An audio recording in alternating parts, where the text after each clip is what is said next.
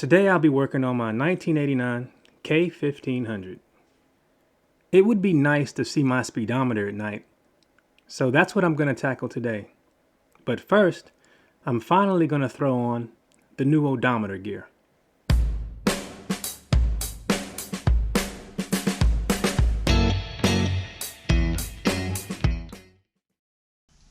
I'm not going to go over in detail how to swap the odometer gear because I did that in another video, but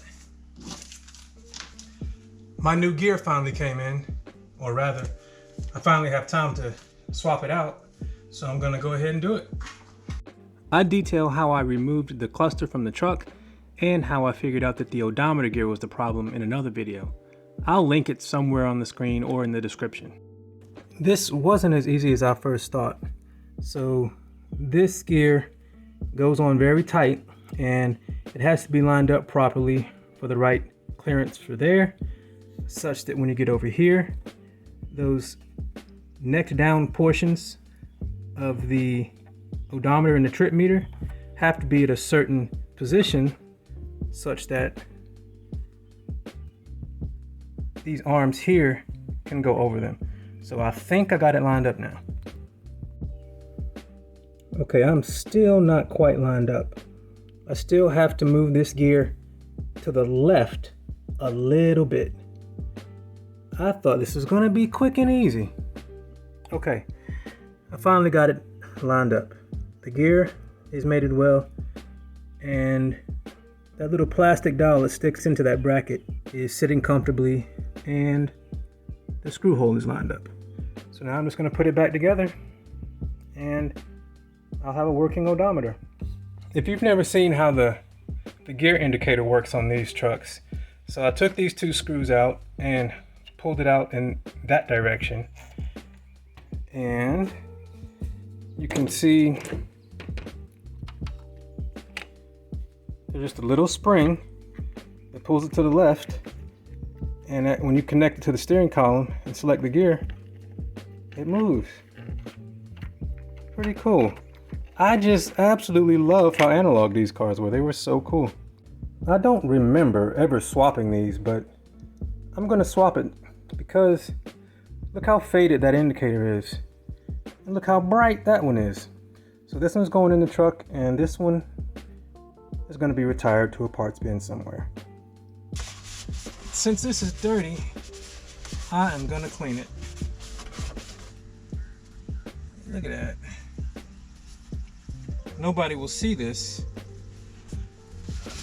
but I know that it's back there, so I'm gonna wipe it out a little bit.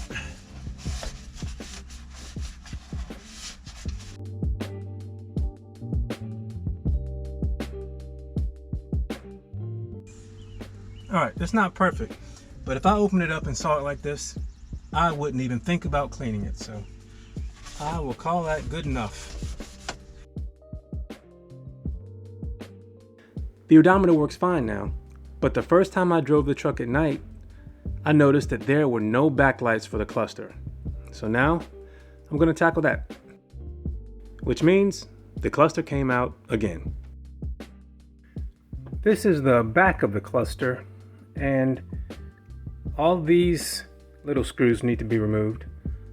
So I'm going to go ahead and take them off. There's 1, 2, 3, 4, 5, 6, 7, 8 of them.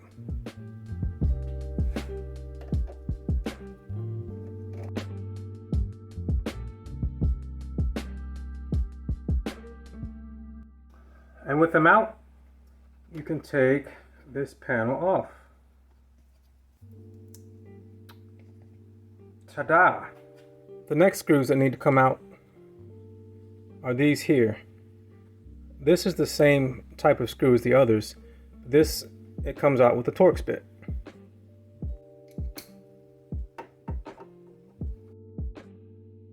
I believe I used a T10 bit. And I used a 5.5 for the hex head screws that came out. 5.5 millimeter. That black connector there is the only one you need to remove. So you take that off and then the circuit board will be free.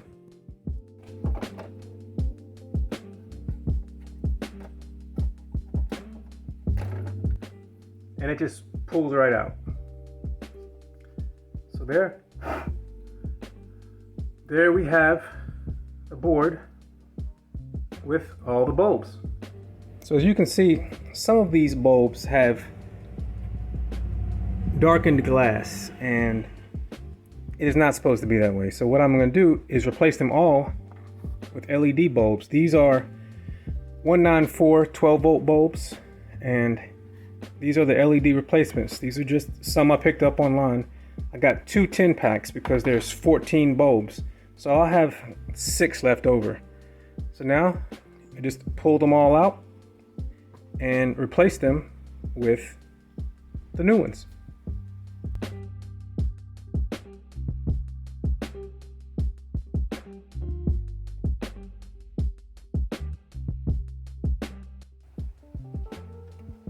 Two more. Goodness gracious, these two do not want to come out.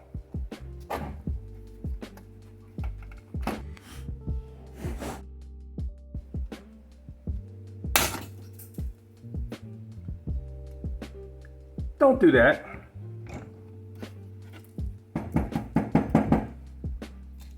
Well, since I got an extra one and I broke that bulb, I'm just going to try and use this one. But that means I got to take all of these out. Let's see if they come out any easier.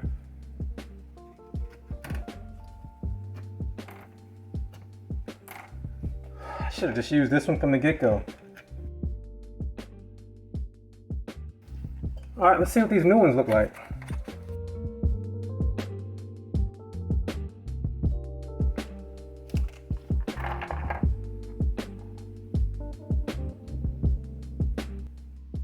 So the new LED one is on the right and the old one is on the left. I was concerned about the height difference, but I don't think it's going to be an issue because they are about the same height, maybe a millimeter difference, but I'm going to install them and then plug the board in to see if it works.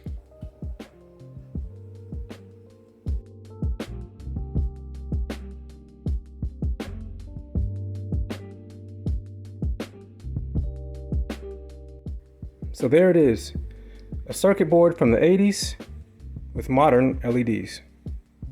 So I'll put the naked circuit board back in just to see if it works. And wow, that's bright. And let me see if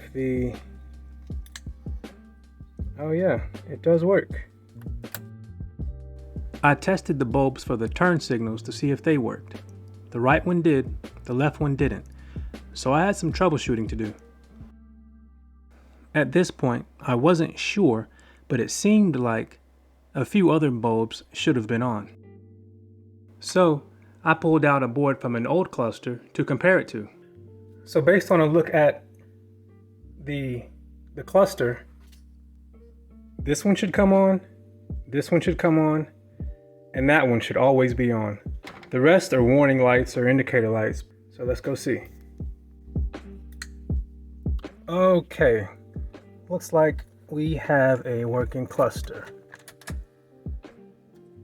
Yeah, so I'm going to put the LEDs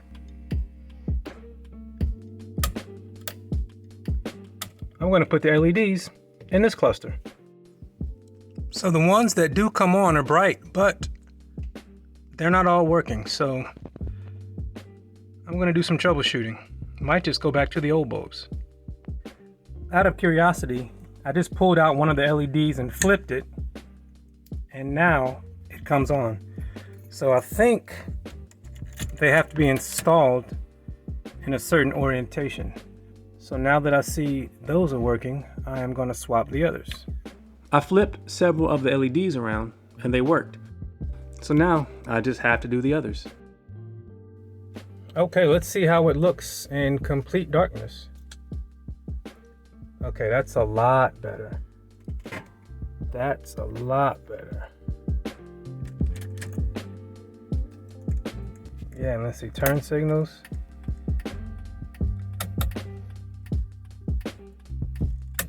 There we go. So I would say the cluster illumination is fixed. So now I'll just have to put the trim back on, and the next time I drive at night, I will be able to see everything. So here's another look at what the cluster looked like before, and here it is after with the brighter LEDs. I have a lot more planned for this truck, and if you would like to keep up with all the things I do in my K1500, hit subscribe. Thanks for watching. Take care.